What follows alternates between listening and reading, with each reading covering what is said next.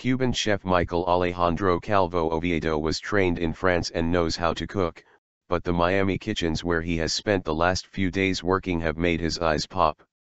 You go to the supermarket in Cuba and there's only fish, so that's what you cook, said the 37-year-old chef of Havana's Atelier restaurant. Here you have everything. Calvo is one of 4 chefs from private restaurants in Cuba who were invited to spend a week in Miami honing their business acumen and blending culinary cultures as relations between the two countries slowly warm. Private restaurants, known as paladares, cropped up in people's homes during Cuba's economic crisis in the 1990s. They have gained official approval as the communist government takes cautious steps to reduce the role of the state in the economy. The idea here is that we're exposing people to the realities of what these people face in Cuba, but at the same time giving them an opportunity to learn and showcase their cooking, said Tomás Bilbao, executive director of the Cuba Study Group. The group, which favors the warming of ties between the United States and Cuba, organized the trip with $50,000 from the John S. and James L. Knight Foundation and the help of some of Miami's top chefs. Following a historic agreement last December, the two countries last month restored diplomatic relations after 54 years.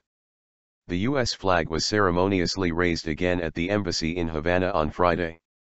Miami is home to a large Cuban exile population which is divided about President Barack Obama's policy of engagement with the island, with older Cuban Americans still bitter over the 1959 revolution led by Fidel Castro. Calvo, whose cooking blends French and Caribbean styles, has the kitchen skills to run a restaurant, but says he lacks the financial know-how to thrive as Cuba opens up its economy to private enterprise. I need to learn how to do the accounting, how to drive costs down, he said. He studied cooking at France's legendary Institut Paul Bocuse on the outskirts of Lyon.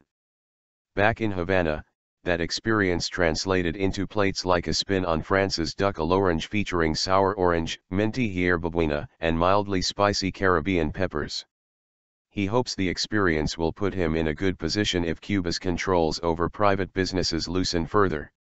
We need it to be easier for the private sector in Cuba sustain itself long term, he said.